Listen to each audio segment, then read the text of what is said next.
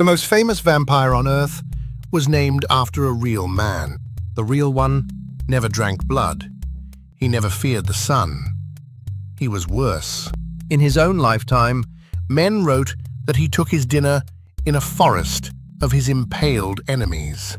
The Sultan, who conquered Constantinople, marched an empire against him and turned back at what he found. This is the true story of Dracula. Not the monster, the man the monster was named after. Around 1431, in a walled town in Transylvania, a boy was born into a family with a brand new name. His father had just been sworn into the Order of the Dragon, a brotherhood of knights pledged to defend Christian Europe. The locals gave the father a nickname, Dracula, the Dragon. His son inherited the name in miniature, Dracula, son of the dragon. The family ruled Wallachia, a small country wedged between two empires, Hungary to the north, the Ottomans to the south. Its throne changed hands by murder more often than by inheritance. To keep it, the dragon would make a bargain that cost him his sons. The Sultan demanded proof of loyalty, so the dragon rode south and handed over the two things he could not replace: his sons. Vlad was around 11. His little brother Radu was younger still. They lived as royal hostages at the Ottoman court, educated in languages, science, and war, and never allowed to forget that if their father stepped out of line, they would die for it. Their father stepped out of line. In 1447, rivals backed by Hungary hunted Dracula down and killed him in the marshes. His eldest son, Mircea, got worse. The story goes that the nobles of the capital blinded him with hot irons and buried him alive. Radu adapted to the Ottoman world and stayed. Remember him. Vlad came home with nothing but a claim to a throne and a very long memory.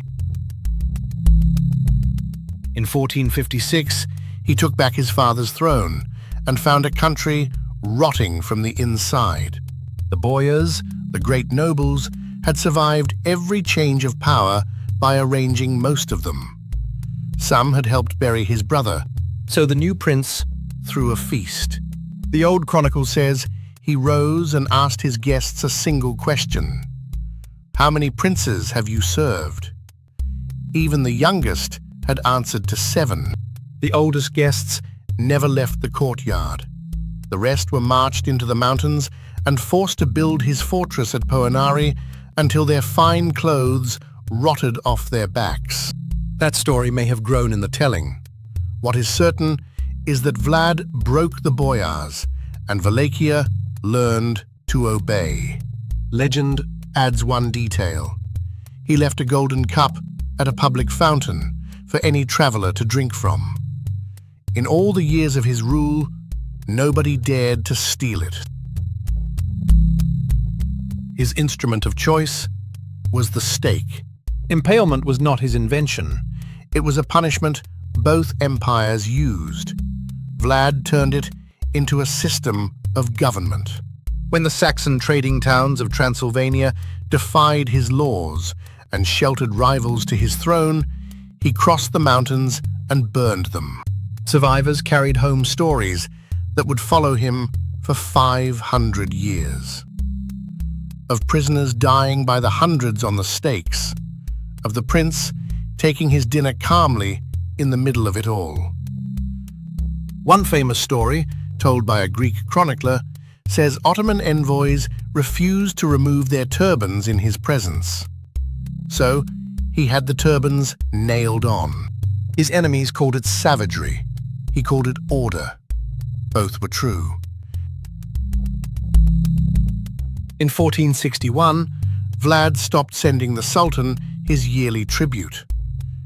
Then he crossed the frozen Danube and burned the Ottoman frontier from end to end. We know the scale because his own letter survives. Writing to the King of Hungary, he counted the dead. 23,884. It was a declaration of war against the most powerful man alive. Mehmed II had broken the walls of Constantinople at 21. Now he gathered one of the great armies of the age and marched it north to deal with Wallachia's prince personally. Vlad could not meet that army in the field, so he made his own country the weapon. Crops burned, wells poisoned, villages emptied. The Ottomans advanced through a land of smoke and silence. On a June night in 1462, the Sultan's army lay camped in the heart of Wallachia. The chronicles claim Vlad had already walked through that camp himself, disguised in Ottoman dress, counting tents. He had learned the language as a hostage. Their own empire had trained him. At midnight, thousands of Wallachian riders came out of the dark with torches. They tore through the sleeping camp toward one target, the crimson tent of the Sultan himself. In the chaos, they cut their way to the wrong tents, and the Sultan lived. By dawn, the riders were gone. A prince with a fraction of the Sultan's strength had come within reach of ending him in his sleep. Days later, the army reached the gates of the capital, Targoviste. They found them standing open. No soldiers, no people, no sound.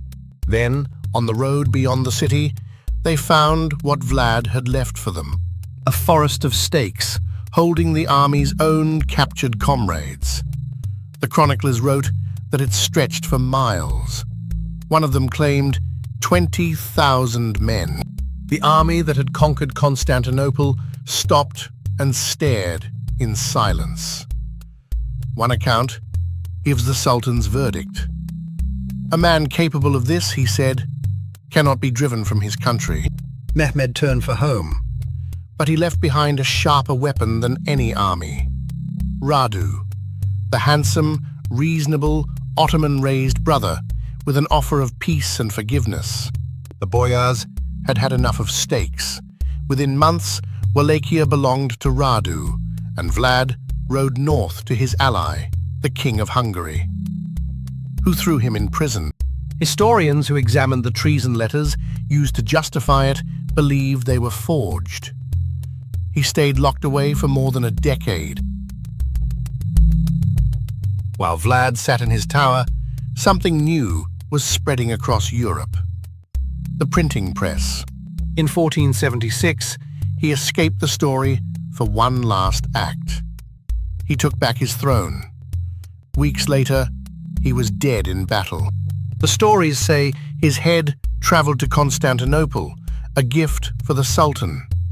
His grave has never been found for certain. Then, the dead prince began a second career. Pamphlets about him became some of the first sensational hits of the printed age. The frightening history, one title promised, of the wild, bloodthirsty berserker, Dracula. They were written by his enemies, the Saxon towns he had burned and the court that had jailed him. They printed everything, true or not. They even claimed he dipped his bread in blood. Europe could not look away. The pamphlets were reprinted for decades. Dracula had become a bestseller. 400 years passed. The pamphlets were forgotten. The name was not.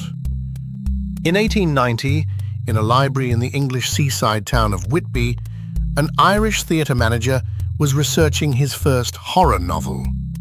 His vampire villain had a working name, Count Wampir.